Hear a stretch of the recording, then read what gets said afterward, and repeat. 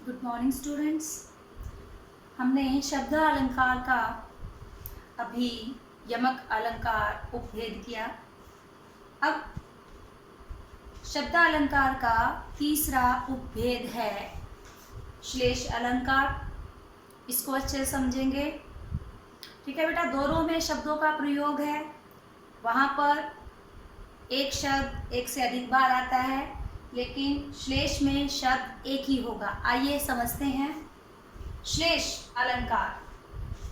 बेटा जी, श्लेष का अर्थ है चिपकना।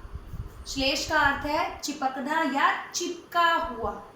अब यहाँ पर क्या होगा, शब्द एक होगा और उसके अर्थ जो है उसके चिपके होंगे।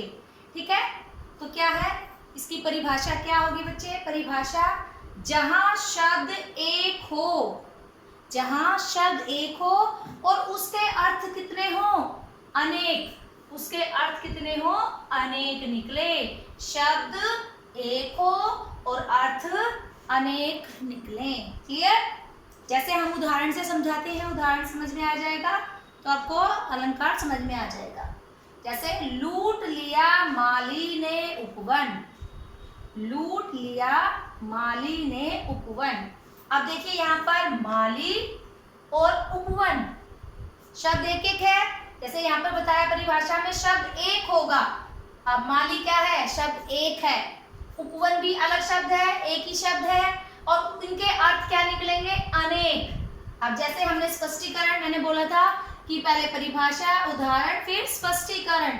स्पष्टीकरण में मैंने बताया है, जैसे यहाँ पर माली और उपवन शब्द एक बार आए हैं, लेकिन इनके एक से अधिक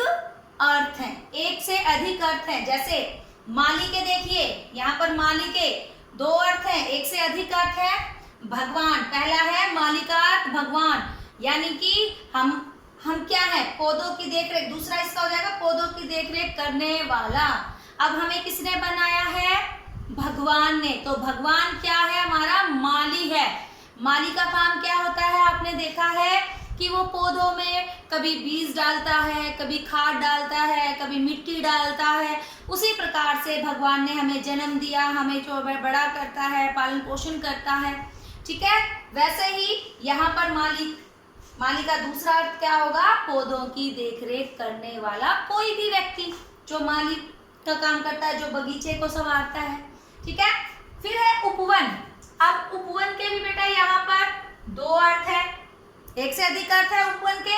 उपवन, ये पूरा संसार, ये पूरी पृथ्वी, ये दुनिया क्या है? भगवान ने क्या बनाया है? इसको एक उपवन की तरह, बाग की तरह बनाया है। और इस बाग में जो हम लोग हैं वो उसके क्या है? फल फूल है ना? तो वही है। अब संसार, उपवन का अर्थ है एक संसार, क्योंकि पहला अर्थ हमने यहाँ पर भगवान लगाया, क्योंकि माली है। माली कौन है? भगवान है। और भगवान ने क्या बनाया? संसार। संसार को वही चलाता है अपने चमत्कार से, अपने आशीर्वाद से। वही है उपवन। अब उपवन मतलब बाग बगीचा। अब माली किसकी देखरेख करता है? बाग बगीचे की। क्लियर? समझ में आ गया होगा। यहाँ पर माली और उपवन शब्द एक बार आए हैं, लेकिन इनके एक से अधिक अर्थ हैं। क्लियर? इसी प्रकार हम दूसरा एग्जाम्पल देख लेते हैं बेटा। जो रहीम गति दीप की कुल कपूत गति सोए, बारे उजियारो लगे बढ़े अंधेरो होए। जैसे लिखा हुआ है बारे और बढ़े। बेटा इसमें रहीम जी ने कुल कपूत होता है बेटा बुरा पुत्र। कुल मतलब वंश का, यानी कि एक परिवार का जो बुरा पुत्र होता है उसकी तुलना किससे की है? दीप से करने की कोशिश की है। दीप मतलब दिया। ठीक है, जैसे ही कुल में, परिवार में कोई लड़का जन्म लेता है, ठीक है, तो एकदम से उजाला छा जाता है, खुशियां छा जाती है उनके परिवार में कि हमारे घर पर जो है लड़का आया है, अब जो है ये लड़का बड़ा होकर अपना नाम रोशन करेगा, नाम रोशन होगा तो माँ बाप भी बड़े खुश होंगे। और वो क्या कहते हैं, बारे, अब बारे का मतलब जन्म लेना और उजाला करना, ठीक है। यहाँ पर बारे और बड़े, जैसे कि बारे का है जन्म लेना और जलना, उसी प्रकार बड़े, बड़े मतलब बड़ा होकर अपने अच्छे कर्मों से माँ बाप का नाम रोशन करेगा। लेकिन माँ बाप को क्या पता कि वो बच्चा बड़ा होकर अपने बुरे कर्मों से अपने माँ बाप का नाम रोशन करने की बजाय माँ बाप का नाम डुबो देता है। तो क्या होता है, बढ़े मतलब बुझना। तो वो क्या है, जैसे दीपक एकदम से जलता है तो उजाला छा जाता है, जैसे हम उसको बढ़ा देते हैं अर्थात बंद कर देते हैं तो क्या होता है, चारों तरफ अंधेरा छा जाता है। उसी प्रकार जब वंश में, परिवार में लड़का जन्म लेता है तो उजाला छा जाता है। और जब बड़ा होकर वही पुत्र जिसके जन्मदिन पर, जिसके जन्म पर माँ बाप ने खुशियां मनाई थी, नगाड़े बजाए थे, ढोल बजाए थे, वही बड़ा होकर जो है अपने कुकर्मों से माँ बाप का नाम डुबो देता है। तो क्या होता है, माँ बाप की आंखों के सामने तो अंधेरा छा जाता है कि ये क्या हो गया, जिसके जन्म पर हमने खुशियां मनाई थी, हमने सोचा था कि ये नाम रोशन करेगा, लेकिन इसने तो नाम डुबो दिया।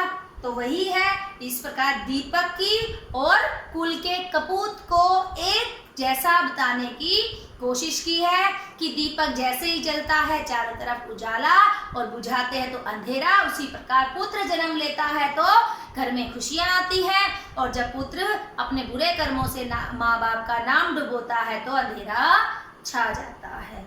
मेरे को लगता है, मैं आशा करती हूँ कि आपको श्लेष अलंकार समझ आया होगा। एक और उदाहरण मैं बताती हूँ। सुब्रन को ढूंढत फिरत कवि व्यभिचारी चोर, ठीक है। सुब्रन, सुब्रन,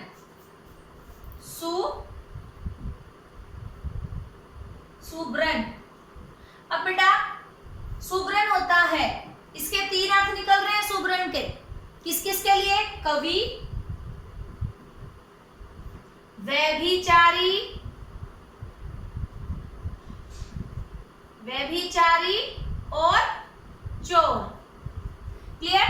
सुब्रन के इन तीनों के लिए अलग अलग अर्थ है, बिल्कुल ठीक है। जैसे सुब्रन, सुवर्ण, सुवर्ण का मतलब सुंदर वर्ण, यानी कि सुंदर अक्षर।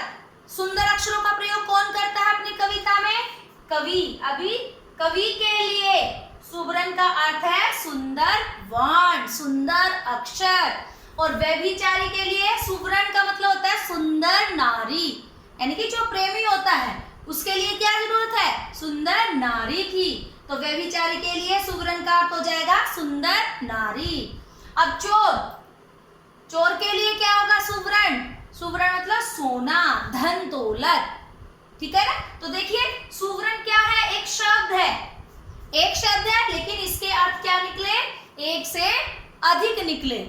तो ये वही है, मतलब सुब्रन के कवि के लिए अर्थ हो जाएगा सुंदर अक्षर, व्यभिचारी के लिए सुंदर नारी और चोर के लिए हो जाएगा धन दौलत, ठीक है। अब बेटा इनको करने की कोशिश करना, इसको बार बार सुनना, बार बार देखना और इसको अच्छे से अपनी फिर नोटबुक में नोट डाउन करना ताकि आप इसको दोबारा से पढ़ सको। ये केवल 8th क्लास में ही नहीं बेटा, आपके ये अलंकार ऐसी चीज है जो आगे तक आपके काम आएंगे, ठीक है बेटा। Okay, thanks.